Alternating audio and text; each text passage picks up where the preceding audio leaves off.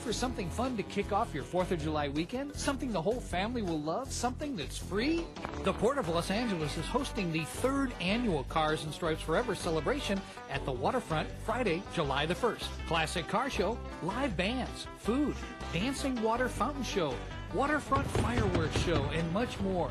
Ride the famous red car trolley for free. Cars and Stripes Forever, Friday, July 1st, 5 to 11 p.m. at Harbor Boulevard and the Vincent Thomas Bridge in San Pedro.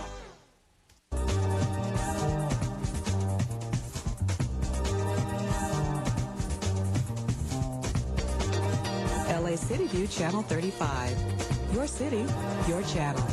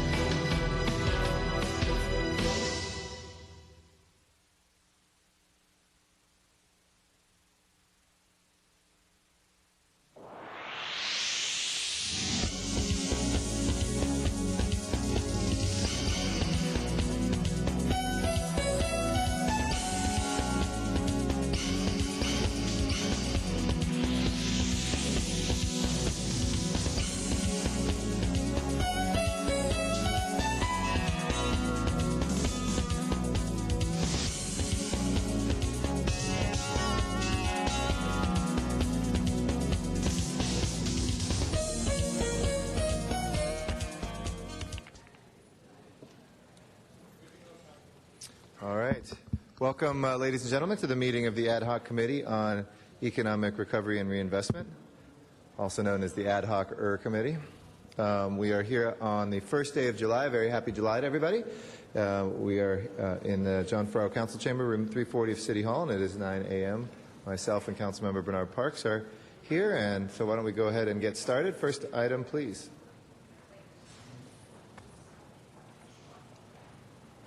Item number 1 is a verbal report from the Los Angeles Department of Water and Power relative to the status of the Weatherization Program Implementation Plan.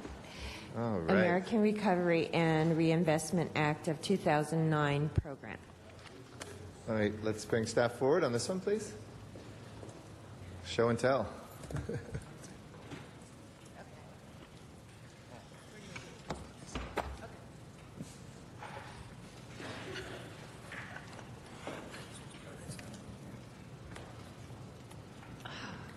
Good morning. Good morning. I'm Lucia Alvalay, Manager of Residential Energy Efficiency at LADWP, and joining me today is Mr. Stephen Starks. He's the Senior Utility Services Supervisor in our unit, who's responsible for the team which works with our customers, reaching out to them and determining their eligibility for the Weatherization Assistance Program grant services. Steve and I are here today to provide you with an update of our expanded outreach efforts for the Weatherization Assistance Program. However, before Steve begins describing our outreach efforts, I wanted to briefly touch upon the weatherization activities by Council District. At the last meeting of this committee, you expressed an interest in what the other two service providers for this grant were doing, PACE and Matavia. As a result, we contacted the State of California Department of Community Services and Development, the entity which distributes the weatherization grant funds on behalf of the DOE, informing them that you were interested in receiving this information. Excuse me. It took them some time, but they were able to provide us with the numbers reported to them by all of the agencies for services provided via this grant in Los Angeles. And the table you have before you labeled weatherization activities are a listing of the collective efforts for weatherization under the DOER, Weatherization Assistance Program grant in the community. Seems like there's just too many in Council District 8 here. See what we can do about that. But thank you for these. So these are the statistics, the consolidated ones that we asked for. For folks that are guests here today, just to let you know what we're talking about. We're talking about stimulus money today that we got from the Congress and President Obama to look at trying to make our homes and our businesses more energy efficient. So we have community groups that are going out to build out to help us with our water and power bills, essentially. And so we've split that up for folks that can't afford to do that on their own to be able to go throughout the city in every single council district. And so far, 3,218 homes have had some activity to help reduce that cost of energy and water. So this is, I know today we're not talking about whether we can spend it all out. We've kind of resolved that issue. We feel pretty confident. By the way, as an aside, I had a meeting yesterday with some folks from sanitation who are testing new bins to be essentially non-potable water containers that we could all have at our homes. You know, they look just like our normal trash bins, but a different color, and we put them right under our downspouts, and we would keep and save potentially about $35 million worth of water each year in Los Angeles. And since we have a contract with and know how to do that very well, they're only about $75 out the door. DWP had funded a couple hundred initial ones, but if we do find ourselves with a balance to spend at the end, I think this might be a great way to do weatherization and certainly water conservation efforts, but we can talk about that another day. Just wanted to plant that seed because while they know how to do it, they're like, well, we're not sure how to pay for it yet. But it's the kind of thing that returns the investment on the water saved for a household in 5 years, which is a pretty impressive statistic. That said, so there's a combination of DWP and community groups that are doing this. Again, I know Mr. Alarcon is here. There's we've got both, I think, among the highest and the lowest on the committee as so far. Mr.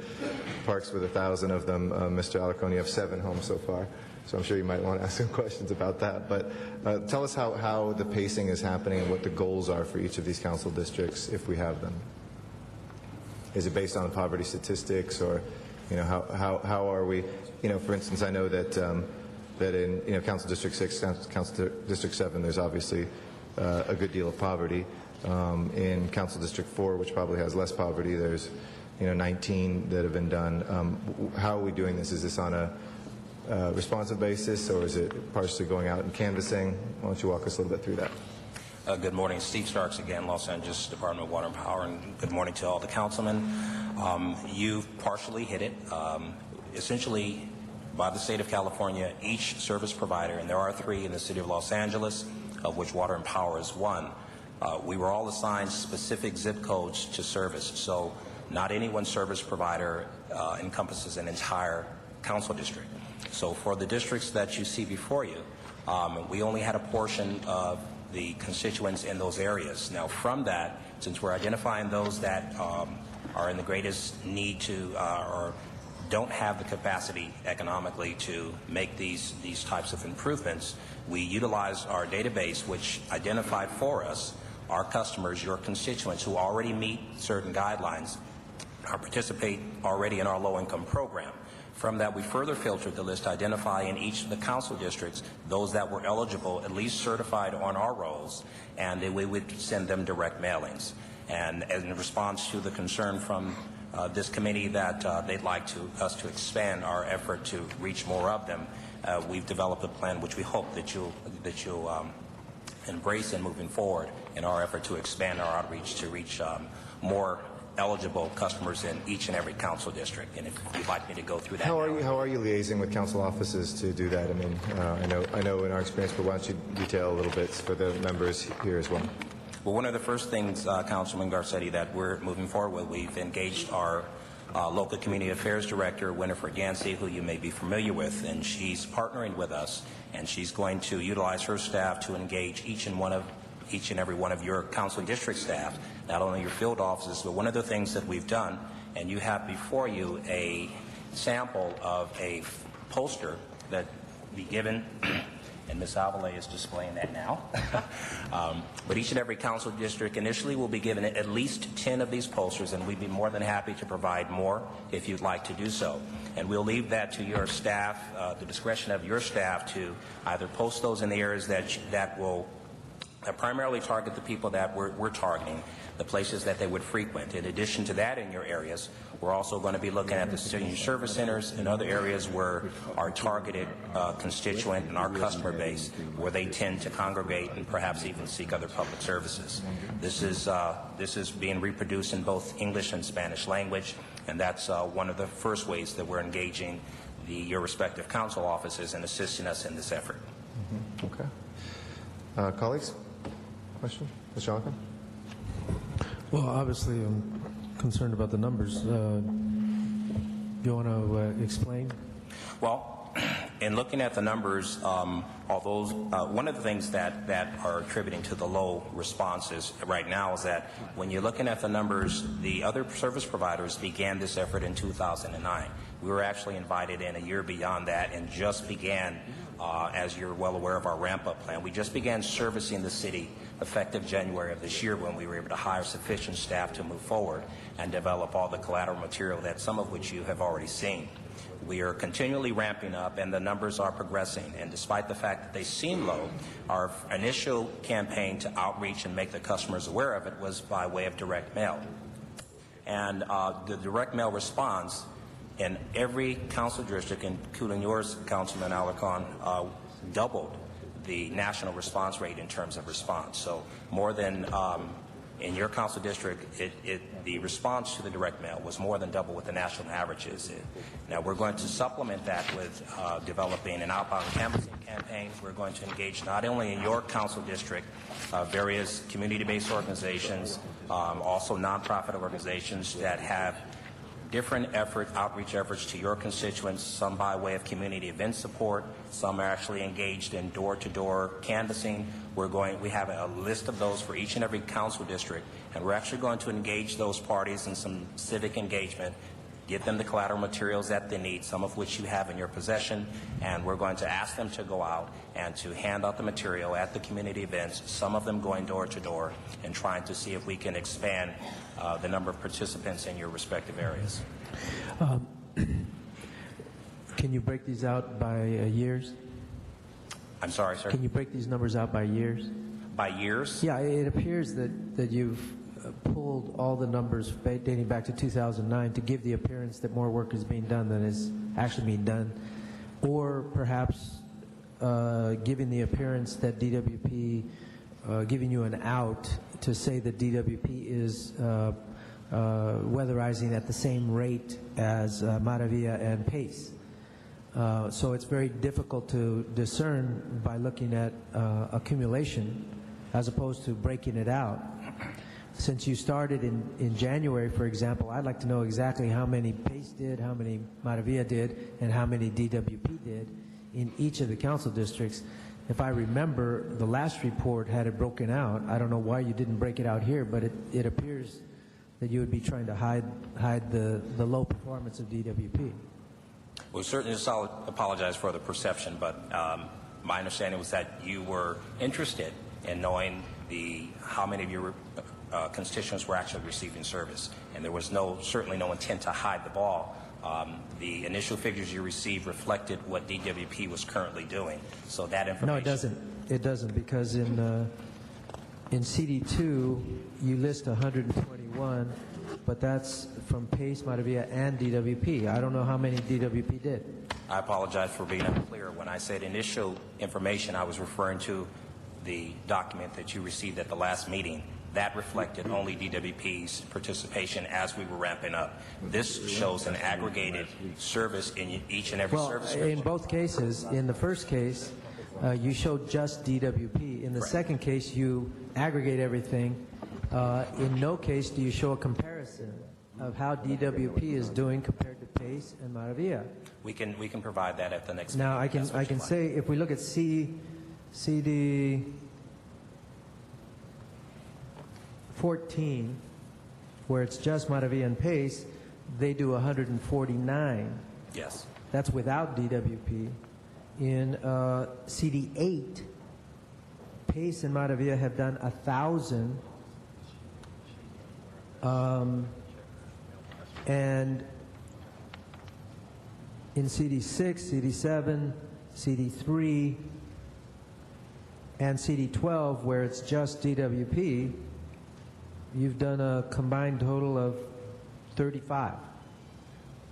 So, I mean, without having it broken out, it's not a very impressive record.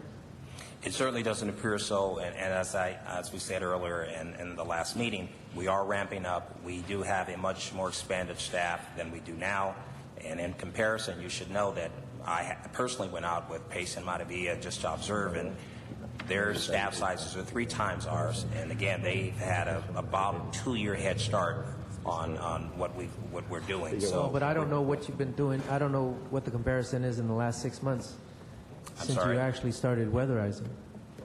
I don't know what the comparison is in the last 6 months. We'll be happy to provide that for you at the next meeting if that's what you'd like. Well, I would like it today. Okay. I mean, what good does it do me in the next meeting? What is the dollar comparison? How much does it cost DWP per unit compared to these others? It varies, but the average target we're shooting for is around $1,200 per home, and the other ones, the other service providers, are somewhere between $1,000 and $1,800. It depends on. It really is measure dependent. It depends on what they install. And well, total cost per project. It's difficult to ascertain. It depends on what is installed. Every home is absolutely different. No, I'm saying in terms of budget, total budget. The total budget outlay for this one? For the 3 different organizations and the per unit completion. $3.8 million is the second allocation. The allocation for this time period is $3.8 million. The total grant, as you're aware, was about $8.5 million, but part of that was through the first phase. So we're working with $3.86 million during this portion of the program. Which portion is that? Well, they divided it up. The state of California divided up into 2 phases. They went from 1 year to the next. The first, and they divided up the allocations based upon those time frames. So what are those time frames? What do you go from March to March? Yes, it's from March of the previous year through March of 2012. Is what? Period 1 or period 2? We're in period 2, which began March of this year. It will conclude March of So 2020. period 1 was March of 2011 to March of 2012? For us, it was 210 to 211, Okay. even though we began late on. Okay. Could you tell me what the two periods are, please? I'm not sure how much clearer I can be to you. For the Then say it again. For the purposes of LADWP, as Mr. Starks indicated, we did come into this quite late because another service provider opted out. So our agreement with the state was actually in place in June 30th, actually, of 2010. So it took us the 6-month period to ramp up, and then in January we began with a few crews, I think 2 or 3, actually beginning installation. The month I'm of not asking January. that. I just want to know what the periods are. Period 1 is June of 2010 to June of 2011. Is that what you're telling me? That would be correct. At the end of the fiscal year, yes. Okay, so The state operates the same way we're as not we in do. period 2 as Mr. Starks, I believe? Yes. As he said, we're not in period 2 until tomorrow. Today is July 1st. Today July would be 1st. period Okay, so 2. we just begin in period 2. That is correct. And I think what he was referring to is, yeah, we just received the confirmation of the second allocation yesterday. Do you have any idea how many homes have been weatherized by Maria and Pace in the last 6 months? We do not. We'd have to go to the state for that information.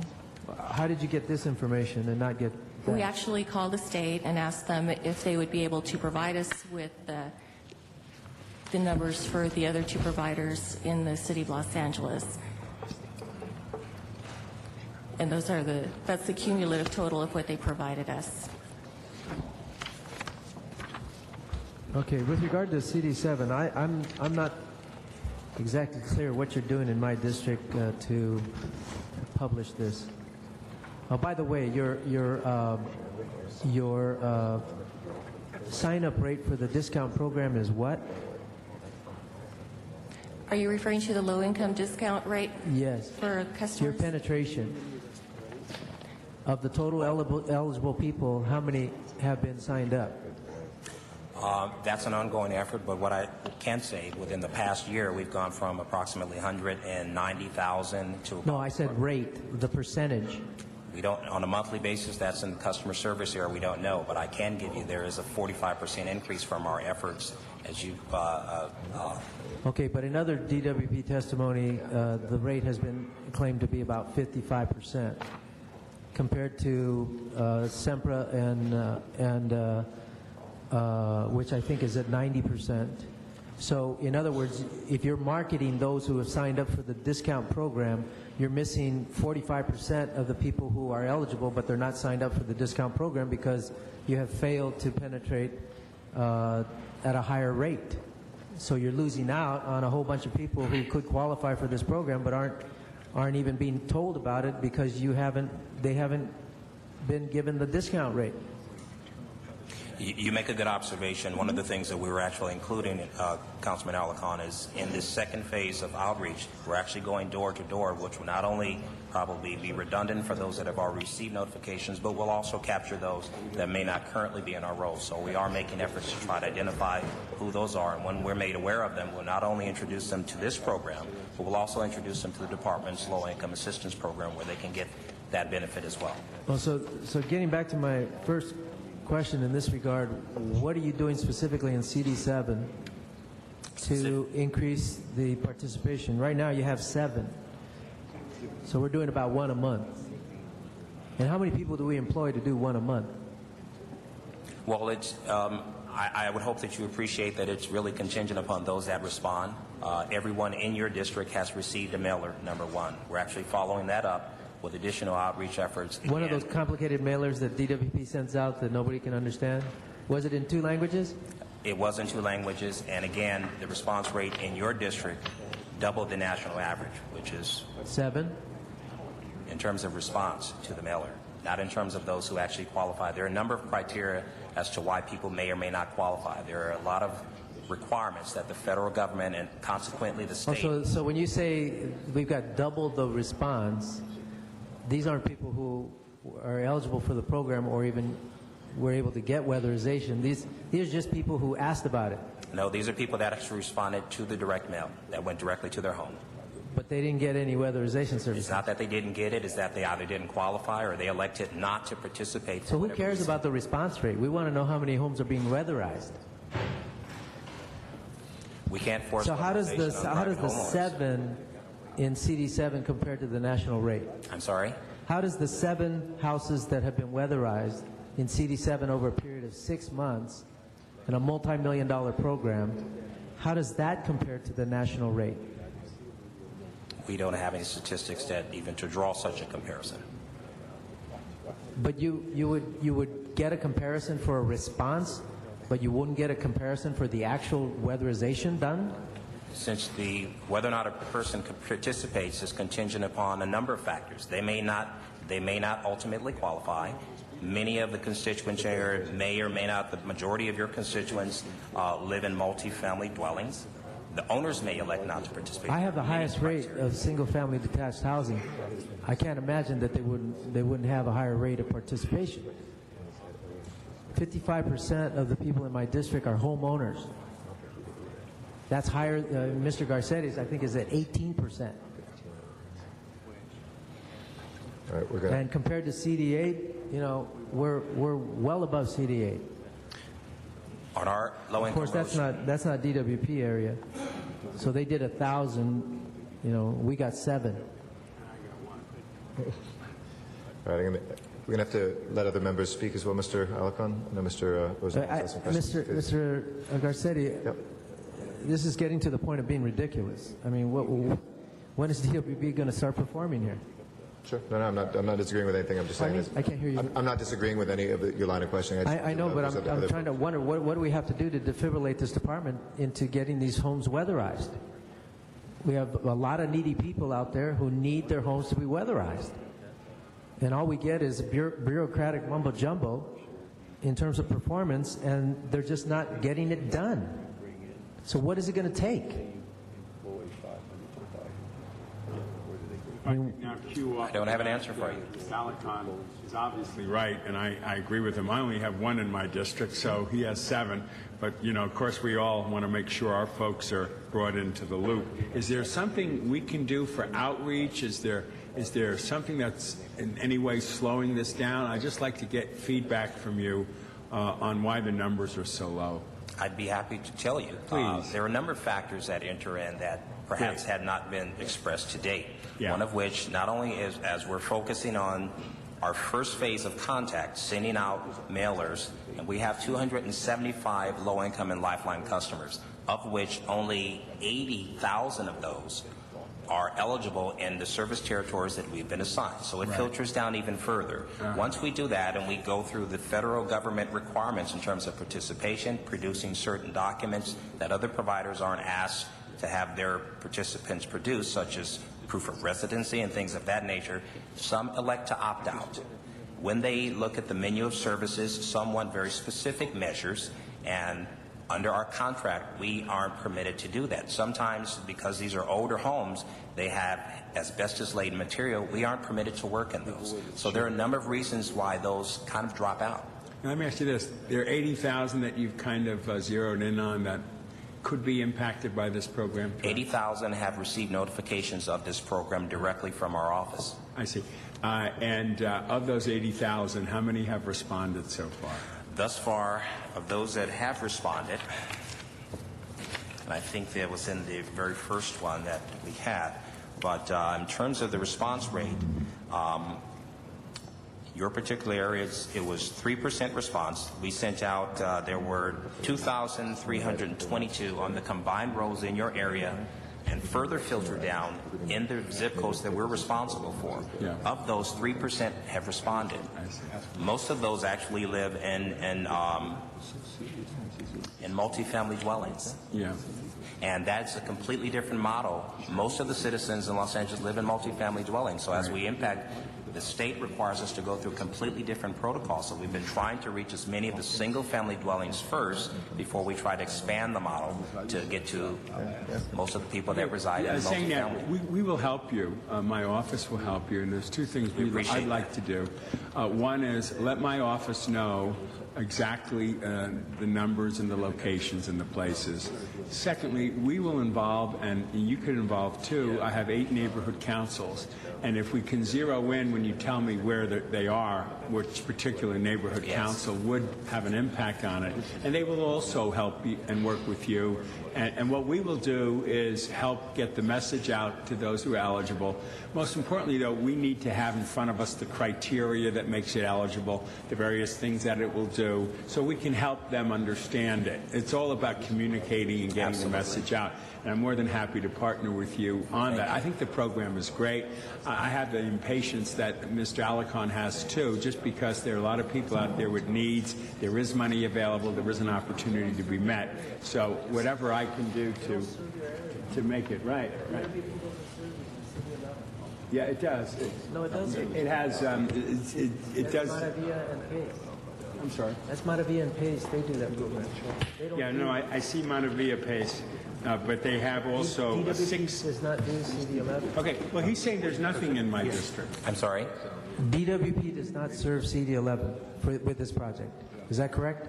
That is not correct. Well, how come it's not listed here? Okay, you're looking at the numbers. If you talk about service, we are out there. We've sent them notifications, and we are contacting. In CD11? Again, we are speaking to your constituents, Councilman Rosendahl, who do call in, and for whatever reason, they may elect not to participate. Sure. That's at their discretion. Yeah. We can't force them to participate. No, I agree. But like I said, Why is DWP not listed But under CD11? service them under the grant. CD11 is not service. Oh, well, But we do. okay, that's what he's referring to. I apologize, having listened to the councilman. You're right, that's not assigned to us, but we provided the numbers of Pace and Montevilla that are served. We can't help what zip code is not assigned to us. The state actually assigns that. But we do appreciate the offer, Councilman Rosendahl, and part of the outreach plan that Mr. Starks was referring to earlier was via our City Council Liaison Office. We will be working with each of the council district offices in Los Angeles to provide you with this information. And should your constituents call, we do make referrals routinely to Pace and Montevilla, and we assist the customers. So that is not a problem. okay. Thank So you. your council office will receive all the material that we're giving to each and every council office, even Councilman Parks, who we also don't serve. Okay, but appreciate it. everyone will be getting the same information. Thank you. Thank you very much. Let me just say, the issues that are reflected on the combined report compared to what we had the week before, at least in my district, the nonprofits seem to have a handle on going out, because all of ours are from the nonprofits, and so that gives us some clarity. Let me just ask you one question that came up Sunday at I was at a church or a synagogue, and a rabbi came up, and evidently there was a very recent article in the Times that outlined all of the details of this program. It was his impression, and he asked me whether we can legally define this program for low cost or people in need, as opposed to making it available to everyone based on the fact that it is federal funds. And I told him I did not have the answer, but when we were at this committee, I'd asked on this program, is it legally feasible that as we going forward, or do we have some legal challenges? I'm sorry, sir, are you asking whether or not we're in a... Whether we have legal challenges by relegating it to those in need as relates to the low income and those who are at risk, as opposed to opening it up to the general public regardless of income? Well, from a general legal perspective, anyone who wants to challenge it can, but are we on solid legal footing? This is a federal appropriation, and they set the guidelines for any needs-based initiative that they issue forward. So, and much like our own needs-based initiatives in the city, so I think we're on solid footing. Okay. The federal government, what are the legal guidelines as far as bringing people into the program? Bringing people in. Is it set by economic standards? It's set by, it's income driven. Again, the mechanism for filtering people out and limiting the funds is based upon income. Okay. Well, we'll advise him, because he brought it up at a meeting and it said that he thought it was a legal challenge in the fact that it being relegated to an income level. And I told him that we would ask you when you came to committee. Okay, thank you. Colleagues, let me introduce some people, and we'll see them more formally in council. Let me ask Crenshaw High School Cougars to stand up, and all those that are here with them, supporting them. Stand up. We're going to formally introduce them in City Council later on, but they're here as part of going to China this month as part of an cultural exchange program. Just want to welcome them to City Council on the Aura Committee. So thank you.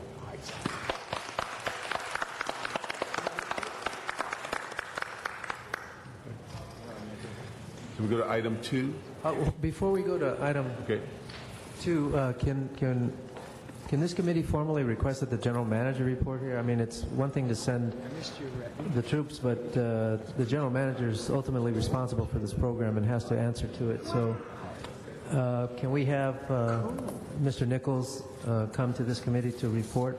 I'd also like to conduct a community hearing in Pacoima within the next month to have DWP explain to the community the weatherization program under the auspices of the Jobs Committee.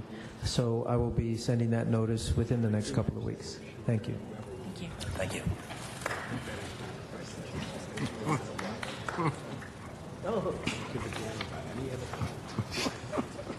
Okay. All right.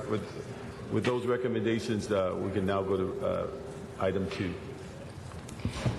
Item number 2 is the Community Development Department report on the status of the Energy Efficiency and Conservation Block Grant. Morning.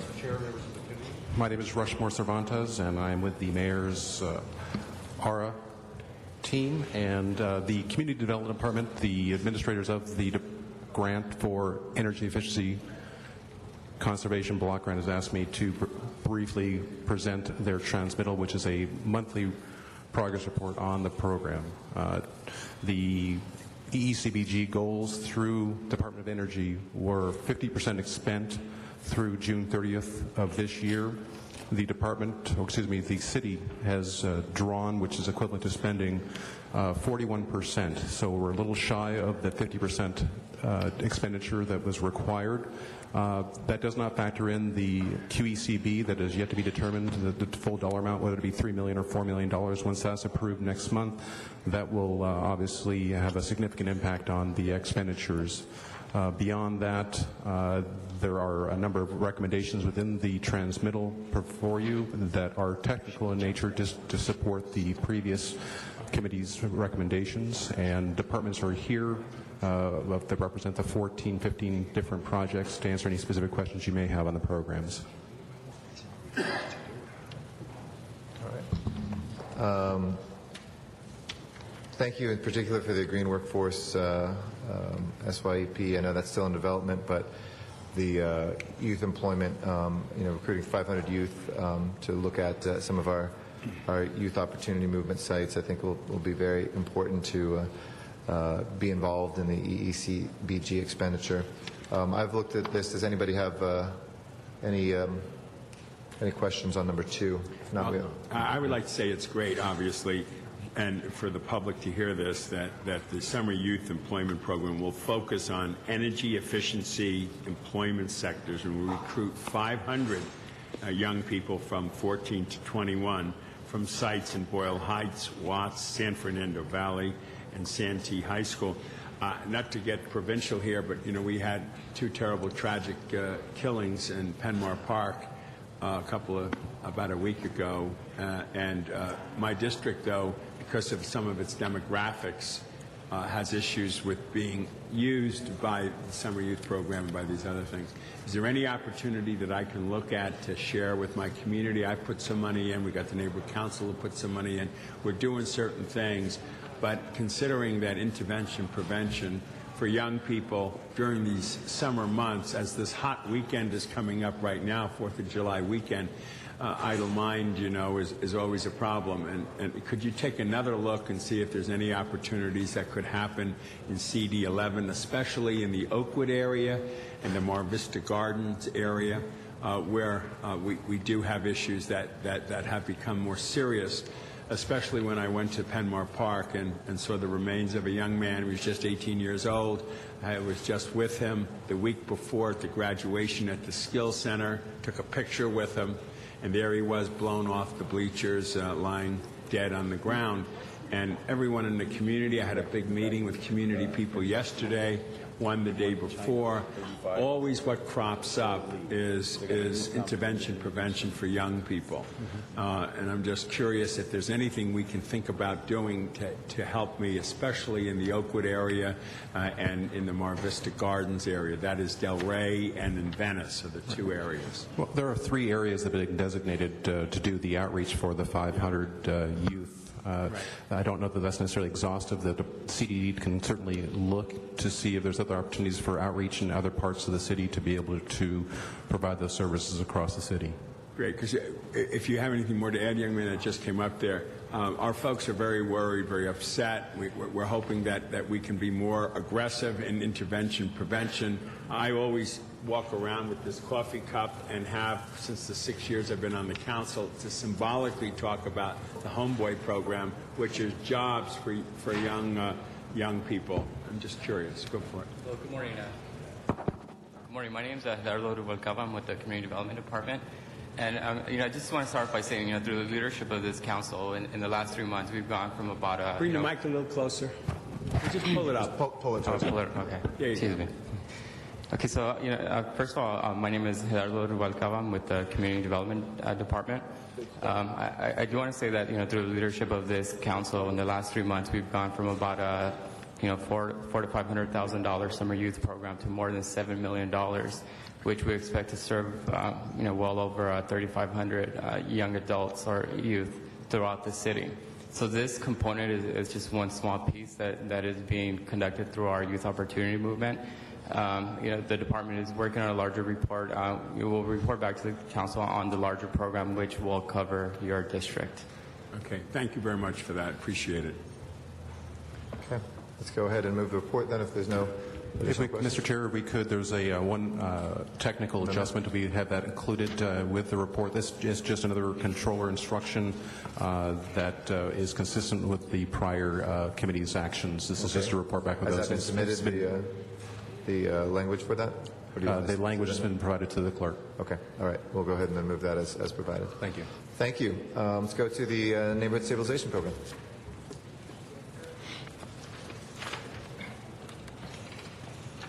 Item number 3 is a verbal report from the Los Angeles Housing Department relative to the Neighborhood Stabilization Program. Okay. Mr. Guthrie, how are you? Good morning. Good to see you. Fine, thank you. Good morning, Mr. Chair, members of the committee. What is the Neighborhood Stabilization Program for everybody? What is the Neighborhood Stabilization Program? By the way, my name is Doug Guthrie. I'm the general manager for the Housing Department. The Neighborhood Stabilization Program came about in the year 2009, and it was the federal government's attempt to address foreclosure problems in some of the hardest hit neighborhoods throughout the United States. So this was a newly formed program in response to the foreclosure problem. The way that it's affected Los Angeles, the first year of the program was 2009, and in NSP1 funds were distributed by formula. Los Angeles received $32.8 million in 2009. In 2010, there was actually a competition for funding, and this is where the ARA funds were set aside under that competition. So LA submitted an application. We were awarded a $100 million grant, which was the largest grant of its type in the country for cities. And then there was a third year of allocation, NSP3, which we were recently awarded once again under a formula provision, a different source of funding than ARA. So specifically under ARA, we're talking about $100 million, but overall, under the overall program, we're looking at about a $142 million program. So I'll probably be talking about the broader program in addition to the ARA-funded program. So our first priority was to get the program set up, which took some period of time, both at the national level, because HUD was starting from scratch. We had to get a program delivery system available at the national level. We had to do the same thing here locally. We went about to form a nonprofit organization, Restore Neighborhoods Los Angeles, which was put in place as well as to staff up for the programs. The first major goal we had under NSP was to have the original $32.8 million committed as of August of 2010. We were able to accomplish that. All of those funds were committed. Currently, we have spent $26 million of that $32.8 million, and as I said, the balance is committed. So that was our first focus, and to get that program well underway. We were awarded the $100 million in February of 2010, and we actually entered into a grant agreement last June of 2010.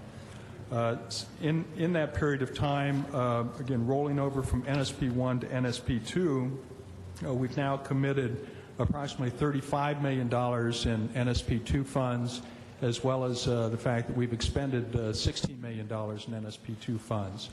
I should point out that on a national level, Los Angeles has actually spent more money than any other city in the United States. So we're considered to be a very good performer from HUD's standpoint.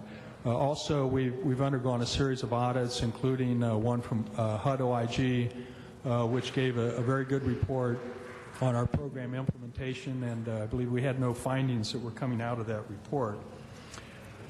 Now, NSP 2, which is the focus of the discussion here, we primarily split the funding between multifamily housing and single-family housing.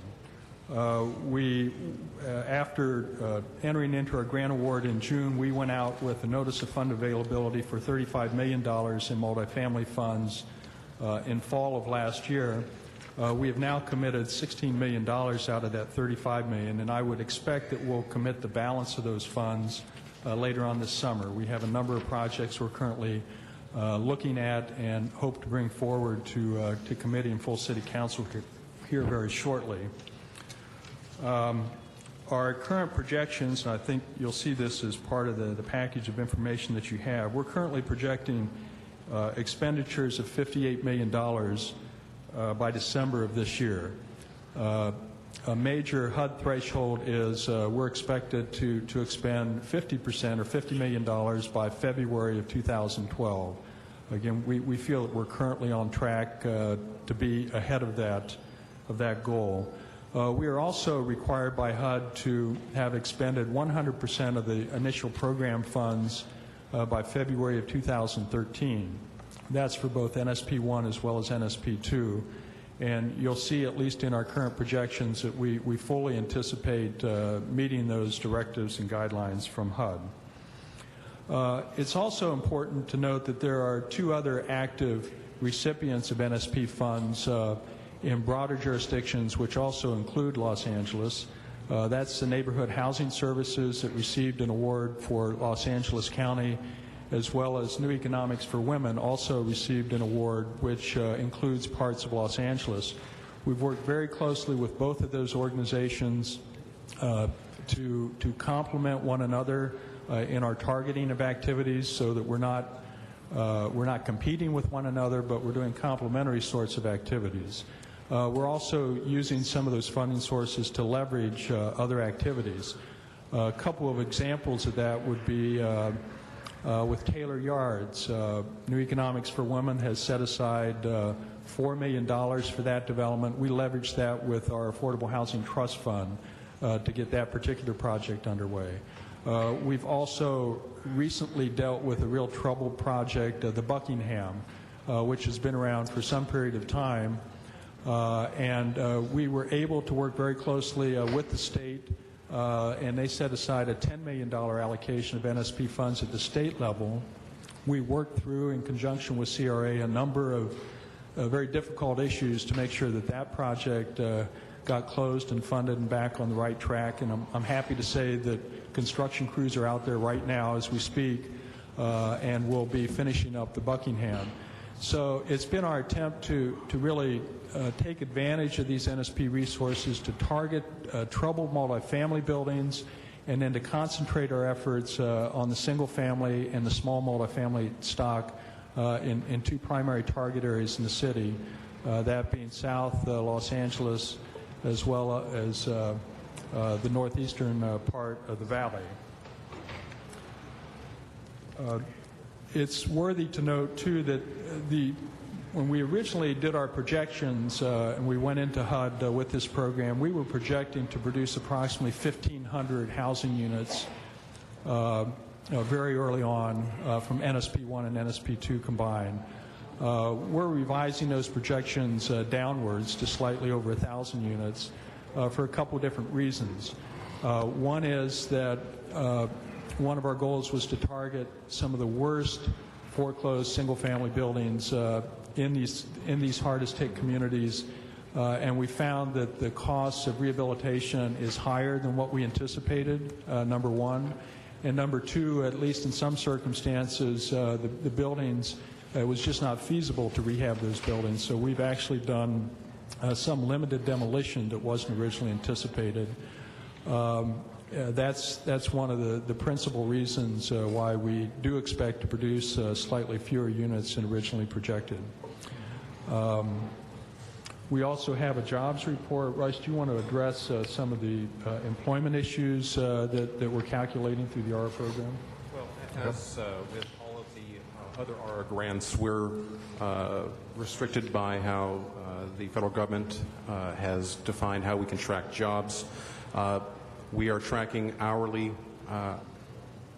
paid work as well as the number of employees. So at this point through NSP, we've touched on at least 240 plus individuals that have been employed by this program, and we expect much more through the course of this program. We're also working, having the contractors and the subs work with the Community Development Department through their employee training program. They have employees, or excuse me, people that have been trained in the trades, so we try to reach out to that program as well as reach out to the local community to try to ensure that we're hiring local. Okay. All right. Thank you for the reports, both on the housing and the jobs. There's a number of things I think LA is doing right in this area. It's been one of the things actually when the Secretary of Housing and Urban Development was in town, and he and I grabbed breakfast one day. This was one of the areas that we discussed. This and homelessness were the two areas we mostly spent some time on, and certainly our ability to do that and to be as aggressive, I think, as any municipality out there in the United States right now against a huge tide. I mean, we know that this is not a drop in the bucket, it's more than that, and certainly for every family that we're able to get into a house and for every community we're able to stabilize, it's much more than a drop. But we know that the problem is just so immense out there, and still with many foreclosures continuing forward, that's something that we'll keep a careful eye on. Obviously, I know I have the lowest number of single-family homes in the city. About 83% of my residents are renters. But as we look at the possibility of collaborating with anybody who's doing work, there are still big chunks in CD 13, which in the last census was the third poorest of all the 15 council districts, to potentially look at Natwater Village and other places that involvement there. I know right now NSP2 has not been in Council District 13, but whatever we can do to look at that as well, I would appreciate it. Other questions about some of the work that's being done with NSP? Mr. Alico? Okay, so Hackler buys the property. Who do you sell it to? Well, we've been acquiring the property. We go in and do a work specification on it. It takes a number of months to complete the rehabilitation. We then put it out to market. Our average sales price has been $254,000. In addition to that, we've been providing pretty consistently. So anybody can buy these homes? Well, they have to be at an income level at or below 120% of median income. But Doug, can you address the typical buyers? I'm sorry, 100 to date? 120% of what? Of median income. Oh, okay. Yeah, and below. So again, we've attached second mortgage financing of up to $70,000 to each of those buildings as well. So you couple it with other funding sources. So to date, you have sold 7 of these? I'm just looking at the... Yeah, no, I believe that's the number that's been sold. There actually, 7 of these are in construction. Let me see. Right. Construction has been completed on 6 homes. 3 of these homes are for sale. 1 is in escrow, and 2 homes are waiting to be purchased by Hackler. So I'm just curious. Are there homes out there that we want to let the community know are available? Or At this point, Councilman, we don't have issues relative to selling the homes. We get multiple bids on each of the homes that are made available. What the department went through a massive acquisition process to acquire as many properties as possible to get to the obligation point for NSP 1 and through NSP 2. But once we got through NSP 1, got through the obligation period, then we took a step back and took a look at how we're going about rehabbing these properties, and through lessons learned as to what had to be done and refining the materials and the specs on those. Now, utilizing local contractors, we're getting a pipeline of projects that are going to be coming through to the point of being ready for sale. There's a big number of properties that are in the pipeline that now are under contract, that are in rehab right now and will be ready for sale shortly. And the way the department has gone about acquiring these properties is try to do a clustering of areas so that we can have maximum impact on the communities, working with the two other agencies that receive the monies, as Mr. Guthrie indicated earlier, so we can truly have an impact, as well as looking at those particular sites that are, the properties are so bad that it's more feasible to demolish.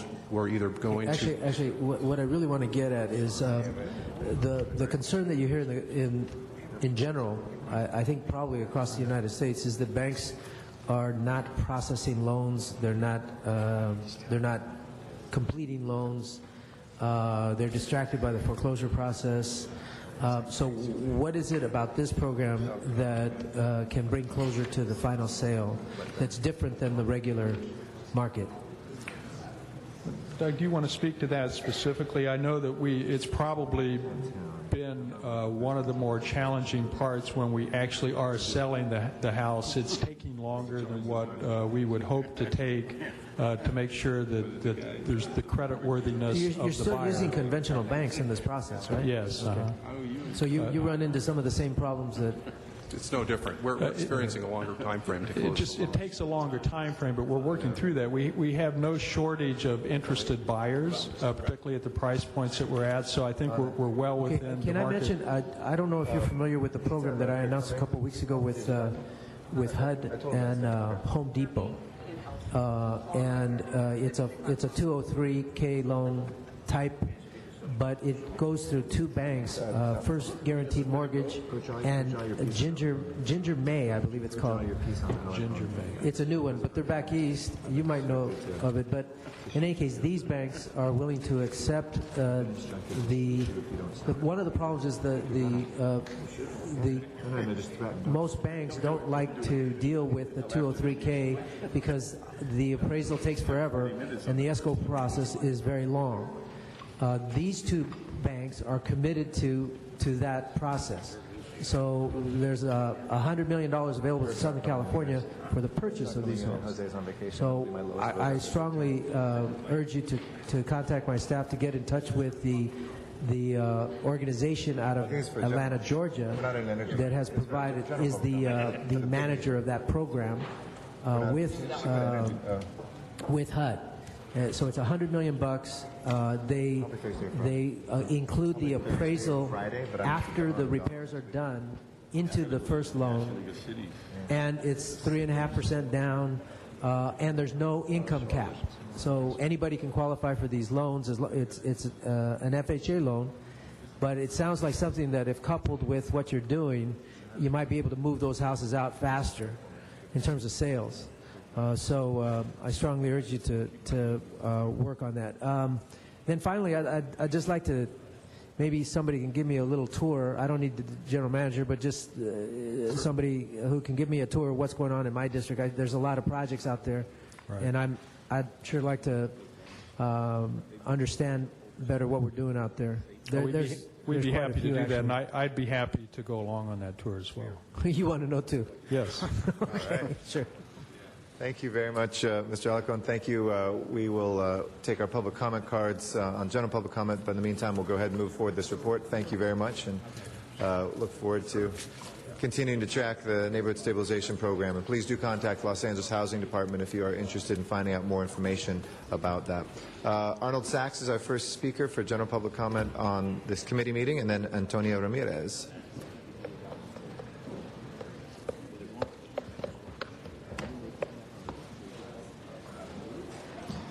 Good morning. Thank you. Good morning, sir. Arnold Sachs. I am concerned somewhat also, as Councilman Alarcon, about DWP practices. But my concern is deeper than that as far as the weatherization, because I still can't get it figured out, and there's really been no explanation about how they maintain a budget. Last year, the city was desperate to get $70 million as part of a third payment that was due for the general funds. This year, there was no payment until April. So there was no equal payments throughout the fiscal year for 2010-2011, the fiscal year that just ended. As a matter of fact, there was one payment made in April for half of the $258 million that was transferred. But a portion of that remaining balance is going to be paid partly in a new fiscal year. So my concerns are, if that's the way they run their fiscal house of operations concerning the city's general fund and transferring money there, how in the hell can I be concerned about a weatherization program that's nickels and dimes compared to hundreds of thousands of dollars? And yet nobody at the city council has the courtesy to explain, hey, I don't live in the city, that's fine. But don't you think your constituents should know? Don't you want your constituents to say, oh, well, we got to pay for the parks now, the utilities that are used there. We got to pay for the utilities used at the libraries. So, okay, why? Well, because we got this voodoo economics when it comes to transfer from the DWP. So being concerned about a weatherization program? I don't think so. Being concerned about $128 million outstanding that's due the city? I think so. Why can't you get an answer to one and not an answer to the other? Thank you, sir. Thank you, Mr. Sachs. Antonio Ramirez is our last speaker for our ad hoc committee. Good morning. Good morning, everybody. It's a beautiful day. This is a matter of principle. In reference to the energy and the environment, I will give credit where credit is rightfully due. And there is one person that comes to mind who, as an LA resident, when I went to Orange County, there was one person who came to the throne, and that was the Honorable ex-mayor, Kurt Pringle of Anaheim, who had supersonic brilliance, the youngest political giant of the 21st century, the ninth wonder of the world, and freedom-friendly. He brought and combined the sub-elements of energy and the environment and encapsulated all and brought forth a catapulted form of energy environment that brought it and undermined and transformed the whole toxic environment of Orange County and made it friendly, made it healthy, and made it lasting, and it just transformed the entire essence of Orange County. And because he knew that the vital elements of energy and environment were the most important for any form of existence. He made sure that he promoted, learned, and studied, and brought the best people to work with him, and made and transformed Orange County and Anaheim. And this man will go down as a legend of being not only a global giant, but also an individual who had such great humanity, as well as bringing the military and the pilots, and also... If we can bring it back to the committee that we have before us, the stimulus money. Thank you. Okay. That will close our general public comment on the ad hoc committee on economic recovery and reinvestment. This meeting is adjourned, and we'll begin the city council meeting shortly. Our city clerk will be in the chair.